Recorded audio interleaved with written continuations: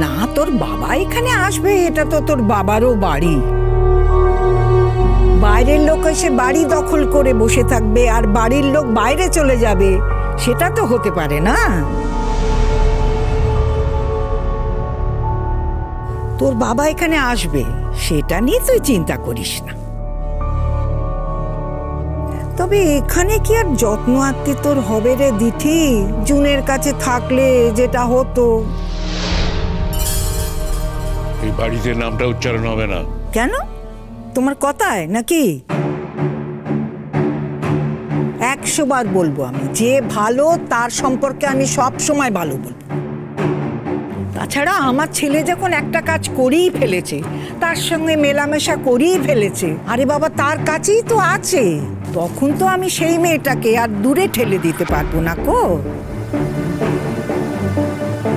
তবে আমি একটা কথা বলে রাখলাম, কিন্তু একদিন আমি এই বাড়িতে জুনকে নিয়ে আসবই, এটা আমারও প্রতিজ্ঞা রইল। মা প্লিজ, এখানে দাঁড়িয়ে দাঁড়িয়ে কথাগুলো শুনছো কেন? যাও উপরে যাও, রেস্ট নাও গিয়ে। আপনি কি এই কথাগুলো আমাকে অপমান করার জন্য বলছেন মা? কোনো লাভ নেই, আপনার ছেলের সাথে আমার এখন আর কোনো সম্পর্ক নেই।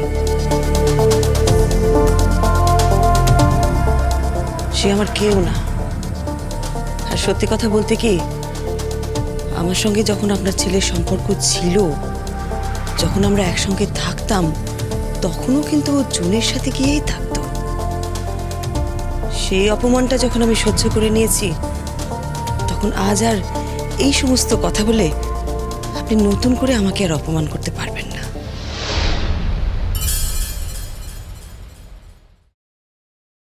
এখন আমার মেয়েটাকে আমাকে সুস্থ করে তুলতে হবে,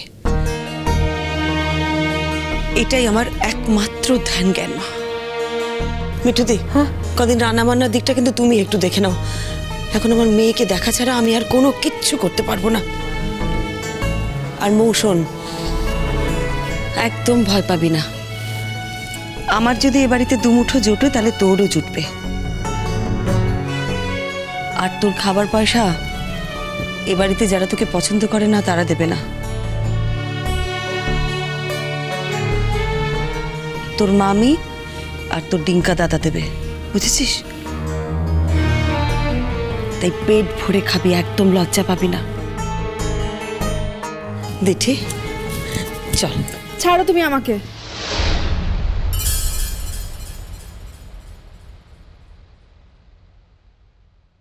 আমি তোমাকে বলেছি নাকি আমাকে ধরে নিয়ে যেতে? আমি একাই চলে যাব। কি হলো আবার? আবার শুরু করলি কেন? কিচ্ছু হয়নি ছোটদা ভাই, কিছু হয়নি। আমাকে ছাড়, আমি চলে যাব। কেন? কেন ছাড়বো তোকে? আমরা তো তোর পরিবার। তোর জন্য মায়ের উপর দিয়ে কতটা ঝড় বয়ে গেছে জানিস? দু চোখের পাতা এক করতে পারেনি। মাকে কষ্ট দিস না। তুই মাকে বলে দে আমার এসব লোক দেখানো আদরের দরকার নেই। ইনফ্যাক্ট আমার মায়ের আদরেরই দরকার নেই। দাঁড়া, চ।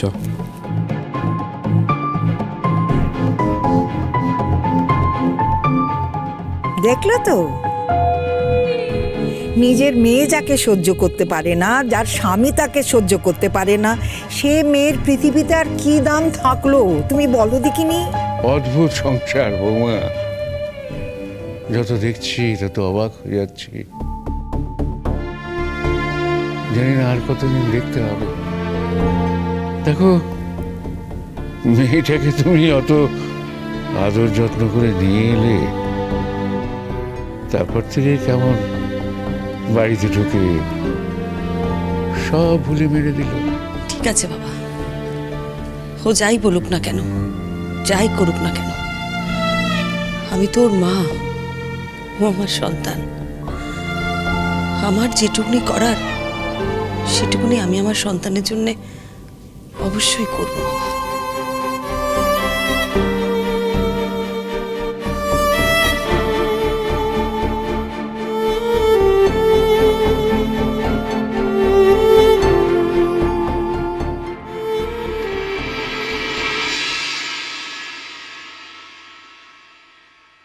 দেখি কে হলো আবার?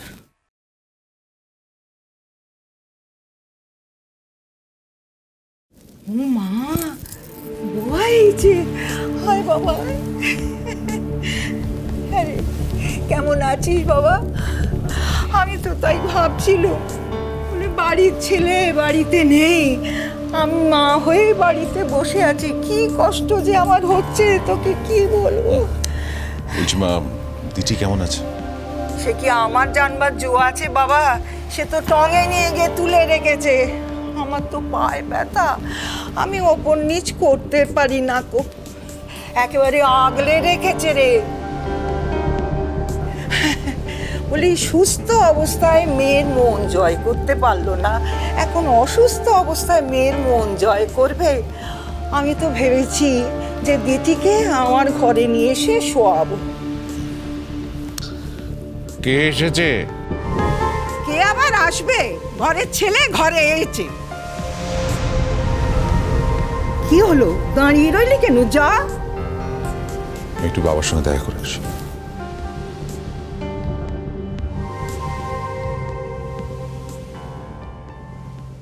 আমি সরি বাবা, আমি তোমার কথা রাখতে পারলাম না। আমি জানি তুমি চাও না আমি এই বাড়িতে আসি, তুমি আমায় পছন্দ করো না, কিন্তু আমায় আসতেই হলো।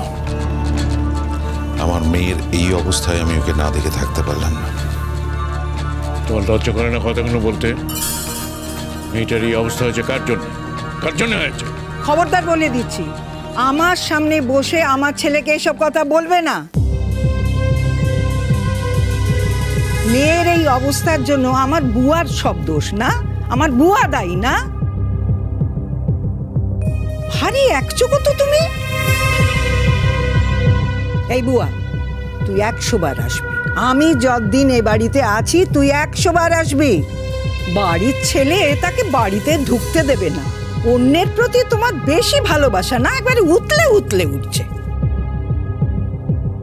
বাইরের লোকের জন্য তুমি আবার কেঁদে কেঁদে মরে যাচ্ছ, আর ঘরের লোকের জন্য তোমার কোনো দায় নেই। বলি যে ঘরের ছেলে সে তো আমাদের নিজেদের ছেলে, সে তো সারাটা জীবন আমাদের জন্য করেছে। সে কিসে ভালো থাকবে, তার কি করলে ভালো হবে, সেই দিকে তোমার মন নেই। খবরদার, একদম বাজে কথা বলবে না। ছেলে মেয়েদের মাথাটা করে চিবিয়ে খেয়েছো, কোন রকম শাসন করতে পারোনি কোনোদিন। তোমার কুশিক্ষায় ওদের যে কি অবস্থা হয়েছে, এখনো ওদের কুশিক্ষা দিয়ে যাচ্ছে, তোমার লজ্জা করে না? আমি কুশিক্ষা দিচ্ছি না, বুঝেছো? আমি সব দেখতে পাচ্ছি, তোমরাই একটু একটু করে নিজের সন্তানকে কি করে দূরে ঠেলে দিতে পারছো, সেটা আমি দু চোখে দেখতে পাচ্ছি। ওর যদি কাউকে পছন্দ না হয়, কারোর সাথে মানিয়ে না থাকতে পারে, সে যদি তার জীবনটাকে একেবারে অতিষ্ঠ করে থাকে, তাহলে ও সারা জীবন তার সঙ্গে থাকবে কি করে? তো ও সারা জীবনে তোর একটু সুখ খুঁজে নিতে পারবে না? একদিন তো আমরা চোখ বুঝবো, তখন ছেলেটাকে কে দেখবে? কে দেখবে শুনি? বাবা, কখন এলে তুমি? এই তো বেটা, এই এলাম। পাপা, তোমার কি কোনো আইডিয়া আছে দিঠি এরকম কেন করলো? না, আমার সঙ্গে তো দিঠির কথা হয়নি, so I don't know. Dithi এখন কেমন আছে মা? এখন তো এমনি বেটার আছে, কিন্তু আন্টি বলছিল খুব চুপচাপ থাকে। তোমার সব জেনে কি হবে? তোমার কি জানার কোনো আগ্রহ আছে?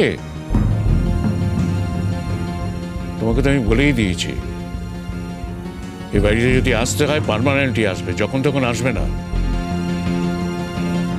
তুমি তো মেয়েকে নিয়ে গিয়েছিলে, তোমার কাছে গিয়ে তো মেয়ে ভালো থাকতে পারলো না।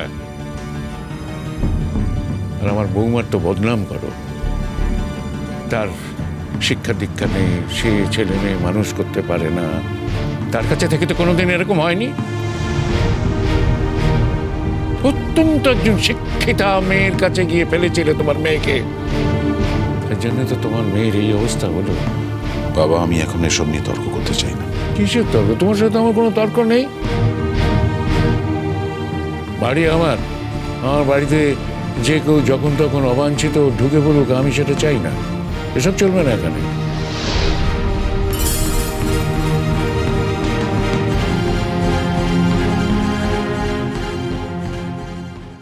তুমি যদি এই বাড়িতে আসতে চাও এই বাড়িতেই থাকতে হবে, এর বাইরে কোনো কথা হবে না।